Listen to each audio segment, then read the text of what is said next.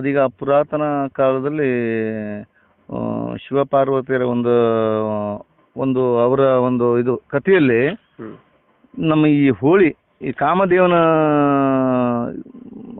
ಬೊಂಬೆ ರೂಪದಲ್ಲಿ ಸುಟ್ಕೊಂಡು ಹೋಳಿ ಹಬ್ಬದ ದಿವಸ ರಾತ್ರಿ ಸುಡ್ತಾರೆ. ಅಂದ್ರೆ ನಮ್ಮ ಈ ಕೆಲವೊಂದು ಕಷ್ಟ ಕಾರ್ಪಣ್ಯಗಳನ್ನ ದೂರ ಆಗ್ತದೆ ಅಂತ ಹೇಳಿ ಒಂದು ನಂಬಿಕೆ ಇದೆ. ಈಗಿಂದಲ್ಲ, ಪುರಾತನದಿಂದಲೂ ಅದನ್ನ ಮಾಡ್ಕೊಂತ ಬಂದಿದ್ದಾರೆ. ನಮ್ಗೆ ಸ್ವಾತಂತ್ರ್ಯ ಸಿಕ್ಕುವ ಪೂರ್ವದಲ್ಲೂ ಎಷ್ಟೋ ವರ್ಷಗಳಿಂದ ಅದನ್ನ ಆಚರಿಸ್ಕೊಂಡು ನಮ್ಮ ಉತ್ತರ ಕನ್ನಡ ಜಿಲ್ಲೆಯ ಬುಡಕಟ್ಟು ಹಾಲಕ್ಕಿ ಸಮಾಜದವರು ಇದನ್ನು ಹೆಚ್ಚಿನ ರೂಪದಲ್ಲಿ ಒಳ್ಳೆಯ ನಂಬಿಕೆಯಿಂದ, ಈ ಎಷ್ಟೇ ವೈರತ್ವ ಇದ್ರೂ ಸಹ ಊರಲ್ಲಿ ಈ ಒಂದು ಹಬ್ಬದಲ್ಲಿ ಹೌದೌದು ಎಲ್ಲಾನು ಮರೆತು ಎಲ್ಲರೂ ಒಗ್ಗಟ್ಟಾಗಿ ಯಾವುದೇ ಸಮಾಜದಲ್ಲಿ ಭೇದ ಭಾವ ಇಲ್ಲದಂತೆ ಪ್ರತಿಯೊಂದು ಮನೆಗೆ ಹೋಗಿ ಈ ಕರಿಮಕ್ಕಳು ಅಂತ ಹೇಳಿ ನಮ್ಮ ಈ ಸುಗ್ಗಿ ಮಕ್ಕಳು ಕರಿಮಕ್ಕಳು ಅಂತ ಹೇಳ್ತಾರೆ. ಅಂದ್ರೆ ಕರಿ ಅಂದ್ರೆ ಕೆಟ್ಟ ಒಂದು ಇದು ಇರುತ್ತೆ ನೋಡಿ, ದೋಷಗಳು ಊರಲ್ಲಿ ದೋಷಗಳು ಇರ್ತದೆ. ಈಗ ನೋಡಿ ಮಾರಿಕಾಂಬಾ ದೇವ್ರದ್ದು ಒಂದು ಇದು ಪೂಜೆ ಯಾಕೆ ಮಾಡ್ತಾರೆ ಅಂದ್ರೆ ಕೆಟ್ಟ ಇದೆಲ್ಲ ಮರ್ಕಿ ದೇವ್ರು ಅಂತ ಹೇಳಿ ಬರ್ತಾರೆ ನೋಡಿ. ಅದೇ ರೂಪದಲ್ಲಿ ಈ ಸುಗ್ಗಿ ಹಬ್ಬವನ್ನ ಆಚರಿಸ್ತಾರೆ ನಮ್ಮ ಉತ್ತರ ಕನ್ನಡ ಜಿಲ್ಲೆ ಎಲ್ಲ ಗ್ರಾಮದಲ್ಲೂ ಸಹಿತ.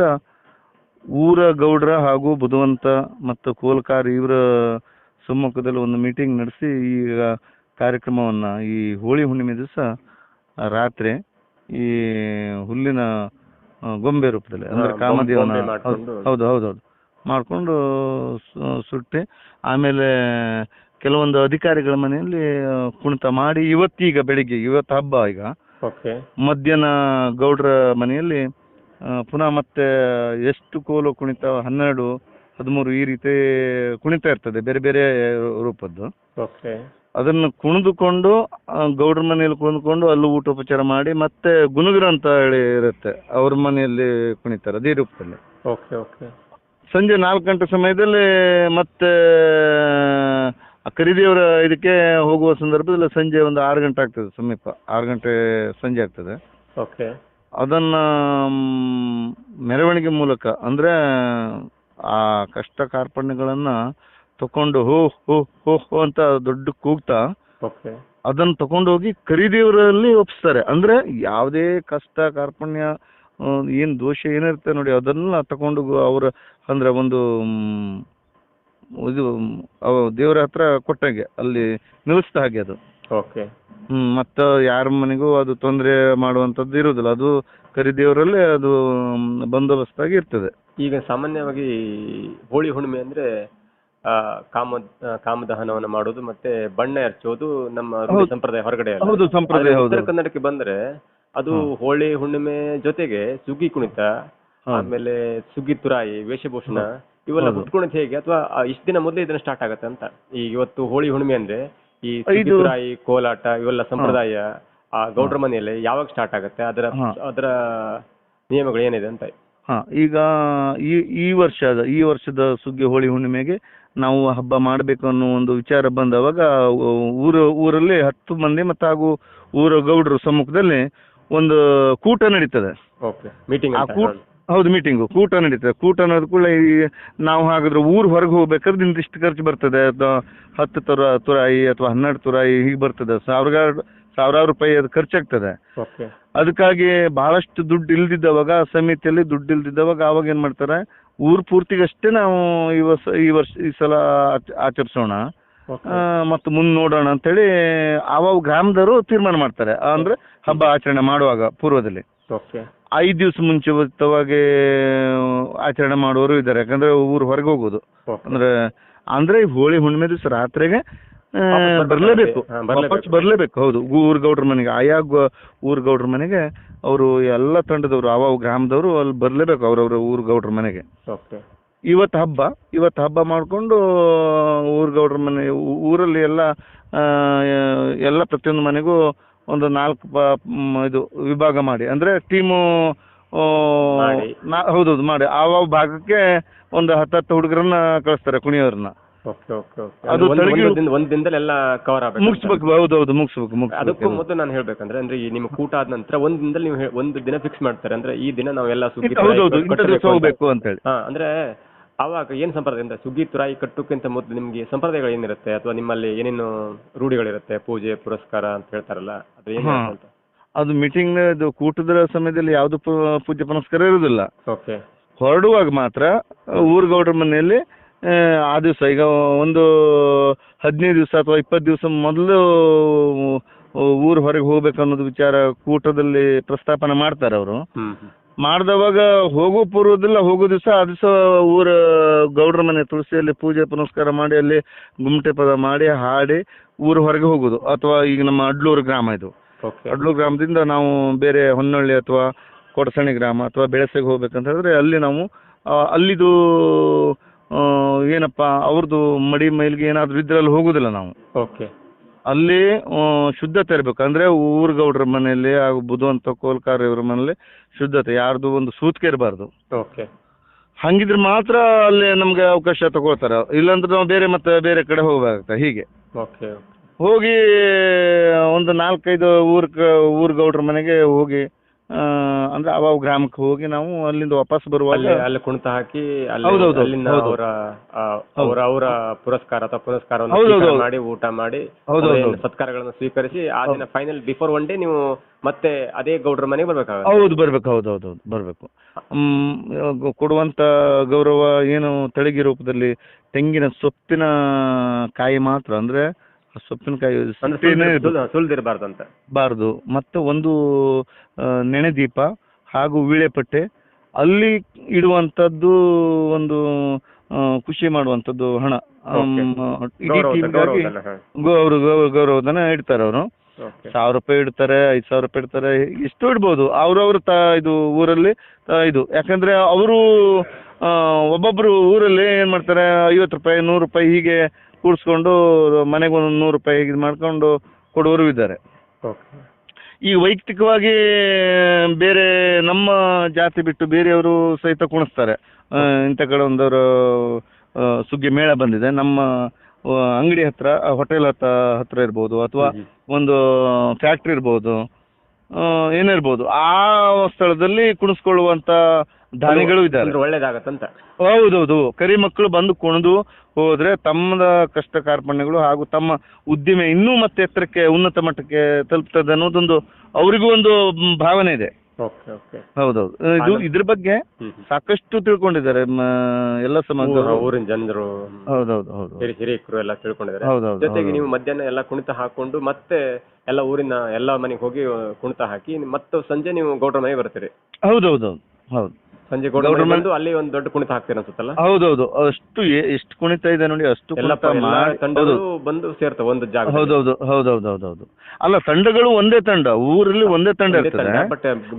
ಆದ್ರೆ ಹುಡುಗರು ತುಂಬಾ ಜನ ಕಲ್ತಿರ್ತಾರೆ ಅಲ್ಲಿ.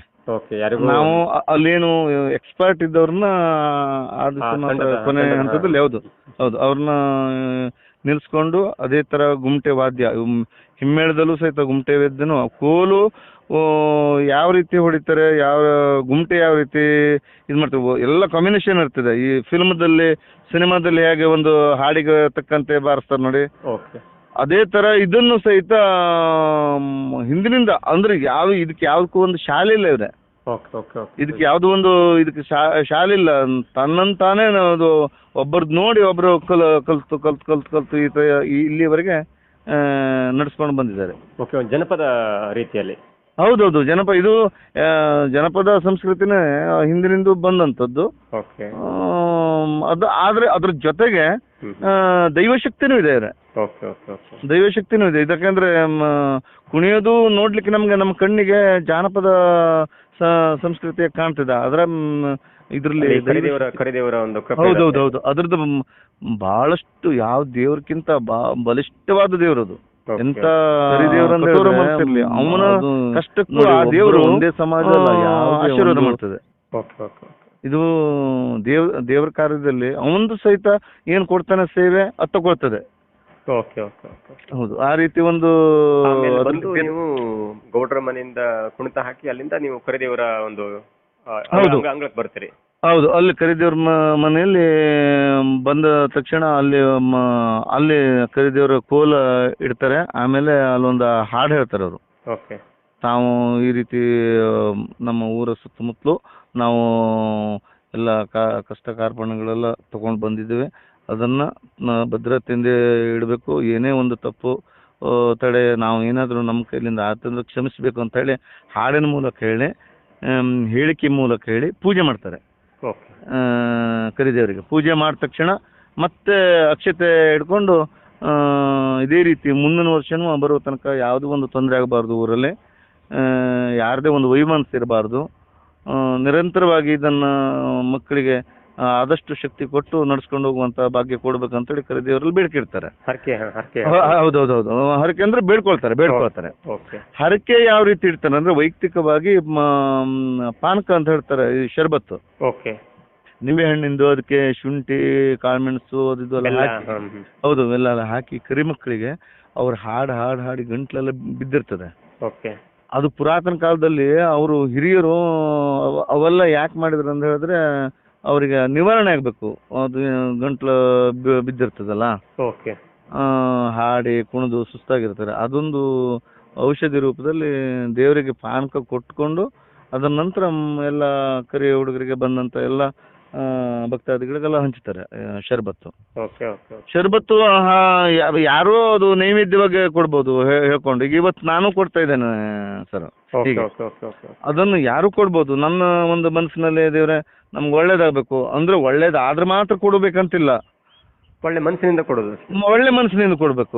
ಈ ರೀತಿ ಈಗ ತನಗೆ ಅದು ನನಗೊಂದು ದೊಡ್ಡ ಕೆಲಸ ಆಗಬೇಕಾಗಿತ್ತು, ಅದು ಆದ್ರೆ ಮಾತ್ರ ಕೊಡ್ತೇನೆ ಆ ಭಾವನೆಯಿಂದ ಕೊಡೋದಿಲ್ಲ. ಒಳ್ಳೇದಾಗಲಿ ಅಷ್ಟೇ, ಒಳ್ಳೇದಾಗಬೇಕು ಅನ್ನೋದು ಹೇಳ್ಕೊಂಡು ನಮ್ಮ ಕೈಲಾದವಾಗ ನಾವು ಕೊಟ್ಬಿಡೋದು. ಹೀಗೆ ಹಾಗೆ ಈಗ ಸುಗ್ಗಿ ಹಬ್ಬ ಬಂದ್ರೆ ಸುಗ್ಗಿ ಕುಣಿತ ಇರುತ್ತೆ, ಜೊತೆಗೆ ಅದ್ರ ಜೊತೆಗೆ ಮುಖ್ಯವಾಗಿ ಕಾಣಿಸುವುದು ನಮ್ಗೆ ತುರಾಯಿ, ಸುಗ್ಗಿ ತುರಾಯಿ.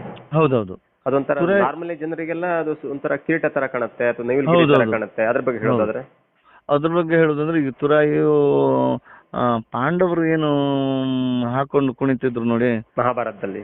ಹೌದು, ಮಹಾಭಾರತದಲ್ಲಿ ಅವರು ಆವಾಗ ಆ ಕಥೆಯ ರೂಪದಲ್ಲಿ ಈ ರೀತಿ ಹಾಕೊಂಡು ಮಾಡ್ತಿದ್ರು ಏನೊಂದು ಊಹೆ ಮಾಡಿಕೊಂಡು ಒಂದು ಕಲಾವಿದ ಅದನ್ನ ನಿರ್ಮಿಸಿದ. ಅದು ತುರಾಯಿ ಈ ತರ ಇರ್ಬೋದು, ಗೊಂಡೆ ರೂಪದಲ್ಲಿ ಇರ್ಬೋದು ಅಂತೇಳಿ. ಈಗ ನೋಡಿ ಶ್ರೀರಾಮನ್ನು ನಿಜ ರೂಪದಲ್ಲಿ ನೋಡಿದವ್ರು ಯಾರು ಇಲ್ಲ, ಆದ್ರೆ ಮೊನ್ನೆ ತಾವು ಇದ್ ಮಾಡಿದ್ರಲ್ಲ ಅಯೋಧ್ಯದಲ್ಲಿ ಬಾಲಮ್ಮ ಶ್ರೀರಾಮ ಅಂತೇಳಿ ನಿರ್ಮಿಸ, ಅದು ನಿಜವಾದ ರೂಪದಲ್ಲಿ ಬಾಲ ಶ್ರೀರಾಮ ನೋಡ್ದಂಗೆ ಆಗ್ತದೆ ನಮ್ಗೆ. ಅದೇ ರೂಪದಲ್ಲಿ ಈ ಕಲಾವಿದರು ಏನ್ ಮಾಡ್ತಾರೆ, ಆ ದೇವ್ರ ಅದೊಂದು ಭಾಗ್ಯ ಕೊಟ್ಟಿರ್ತಾನೆ, ಎಲ್ಲರಿಗೂ ಕೊಡುದಿಲ್ಲ.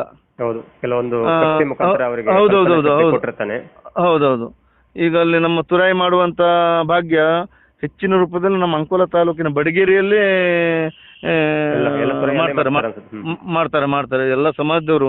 ಈಗ ಕೋಮಾರ ಪಂಥ ಸಮಾಜದವ್ರು ಈ ನಮ್ಮ ಹಾಲಕ್ಕಿ ಸಮಾಜದವ್ರು ಹೇಗೆ ಮಾಡ್ತಾರೆ ಅದೇ ರೂಪದಲ್ಲಿ ಅವರು 7 ವರ್ಷಕ್ಕೊಮ್ಮೆನೋ ದೊಡ್ಡ ರೂಪದಲ್ಲಿ ಮಾಡ್ತಾರೆ. ಮತ್ತೆ ಹಳ್ಳಿಯವ್ರು ಮಾಡ್ತಾರೆ. ಹೀಗೆ ಹಲವಾರು ಸಮಾಜದವರು ಅದನ್ನು ತಮ್ಮ ಹೋಳಿ ಹಬ್ಬದ ಒಂದು ನಿಮಿತ್ತ ಅವರವರು ಮಾಡ್ಕೊಂತ ಬಂದಿದ್ದಾರೆ. ಆದ್ರೆ ಹೆಚ್ಚಿನ ರೂಪದಲ್ಲಿ ನಮ್ಮ ಸಮಾಜದವರೇ ಜಾಸ್ತಿ ಪ್ರಮಾಣದಲ್ಲಿ ಮಾಡ್ತಾರೆ ಅಂದ್ಕೊಂಡು ನಾವು ಆ ರೀತಿ ಹೇಳುದಿಲ್ಲ. ಯಾಕಂದ್ರೆ ನಾವು ಮಾಡ್ತಾ ಬಂದಿದ್ದೇವೆ ಅನ್ನೋದೊಂದಷ್ಟೇ ಒಂದು ಅನಿಸಿಕೆ ವ್ಯಕ್ತಪಡಿಸ್ಲಿಕ್ಕೆ ಇಷ್ಟಪಡ್ತೇನೆ. ಓಕೆ. ಸುಗ್ಗಿ ತುರಾಯಿ ಜೊತೆಗೆ ಅಲ್ಲಿ ಕರಡಿ ವೇಷಧಾರಿಗಳು ಇರ್ತಾರೆ, ಅದು ಅಂತ. ಕರಡಿ ರೂಪ ಅಂತ ಹೇಳಿದ್ರೆ ಈ ಕೆಲವೊಂದು ಈ ಬೂದಿ ಕೊಟ್ಟಿಗೆ ಅಂತ ಹೇಳಿ ಹೇಗಿರುತ್ತೆ ನೋಡಿ, ಈ ಕೆಟ್ಟದ್ದು ಅಲ್ಲಿ ಮುಂದಿದ್ರೆ ಅದನ್ನ ದೂರ ಮಾಡುವಂತದ್ದು. ಈ ಕರಡಿ ರೂಪದಲ್ಲೂ ಹೌದು, ಕರಡಿ ಬಂದ್ರೆ ಬೇರೆ ಮತ್ತೆ ಯಾವುದೋ ಒಂದು ದುಷ್ಟ ಶಕ್ತಿಯಲ್ಲಿ ಬರುವುದಿಲ್ಲ. ಅದನ್ನು ವೇಷ ರೂಪದಲ್ಲಿ ಕರಡಿ ಒಂದು ವೇಷ ರೂಪದಲ್ಲಿ ಯಾರಾದ್ರೂ ಒಂದು ಕಾಣಿಕೆ ಕೊಟ್ಟರು ಅದನ್ನ ತಗೊಳ್ಳುವಂಥದ್ದು ಕರಡಿ. ಮತ್ತೆ ಆ ದುಡ್ಡಿನಲ್ಲಿ ಅವರೇ ಇಟ್ಕೊಳ್ಬಹುದು ಅಥವಾ ದೇವ್ರಿಗೆ ಸ್ವಲ್ಪ ಕಾಣಿಕೆ ರೂಪದಲ್ಲಿ ಇಡುವಂಥದ್ದು ಇದೆ, ಇಲ್ಲ ಅನ್ಕೊಂಡಲ್ಲ. ಅದೊಂದು ಹಿಂದಿನಿಂದ ನಡೆದುಕೊಂಡು ಬಂದಿದೆ ಸರ್. ಹೀಗೆ ಹೌದು. ಮತ್ತೆ ಈ ಉಡುಗೆ ತೊಡುಗೆ ಎಲ್ಲ ಈ ನಮ್ಮ ಹಾಲಕ್ಕಿ ಸಮಾಜದವರು ಏನು ಉಡ್ತಿದ್ದಾರೆ ಸೀರೆ, ಗಿಂಟಿಕೆ ರೂಪದಲ್ಲಿ, ಅದು ಆಕ್ಚುಲಿ ಅದು ಅದನ್ನೇ ಮೊದ್ಲೇ ಆ ಒಂದು ಪೂರ್ವದಲ್ಲಿ ಪುರಾತನದಲ್ಲಿ ಅದನ್ನೇ ಬಳಸ್ತಿದ್ರು. ಈಗ ಸ್ವಲ್ಪ ಚೇಂಜ್ ಮಾಡ್ಕೊಂಡಿದ್ದಾರೆ, ಯಾಕಂದ್ರೆ ನೋಡ್ಲಿಕ್ಕೂ ಸ್ವಲ್ಪ ಅಲಂಕಾರವಾಗಿ ಕಾಣ್ಬೇಕು. ಹೌದು. ಈಗಿನ ಅಂತ ಹೇಳಿ ಹೌದು ಬದಲಾವಣೆ ಮಾಡ್ಕೊಂಡಿದ್ದಾರೆ. ಹೌದೌದು ಬದಲಾವಣೆ ಮಾಡ್ಕೊಂಡು ಚೇಂಜ್ ಮಾಡಿದ್ದಾರೆ. ಆದ್ರೆ ಒಂದಂದ್ರೆ ಅದನ್ನೇ ಇರ್ಬೇಕಂತ ಹೇಳಿ ನನ್ನ ಒಂದು ಅನಿಸಿಕೆ. ಓಕೆ, ಹಳೆ ಸಂಪ್ರದಾಯವನ್ನು ಮುಂದುವರಿಸಿಕೊಳ್ಳೋದು ಮತ್ತೆ ಚಂದವಾಗಿರುತ್ತೆ ಅಂತ. ಹೌದೌದು, ಮೂಲ ಸಂಪ್ರದಾಯ ಅದನ್ನ ನಮಗೆ ಕಣ್ಣಿಗೆ ಅಷ್ಟು ಇದು ಅಂದವಾಗಿ ಕಾಣದಿದ್ರು ಸಹಿತ ಮೂಲ ಸಂಪ್ರದಾಯದ ಉಡುಗೆ ನೋಡಿ, ಅದು ಯಾವತ್ತೂ ಮುಂದಿನ ಪೀಳಿಗೆಗೆ ಒಂದು ಹೆಸರು. ಓಕೆ ಓಕೆ, ಅದು ಆಗ್ಬೇಕದು ಆಕ್ಚುಲಿ.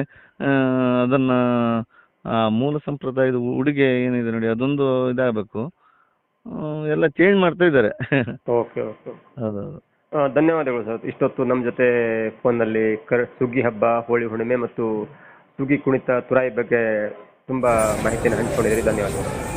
ಧನ್ಯವಾದಗಳು ಸರ್.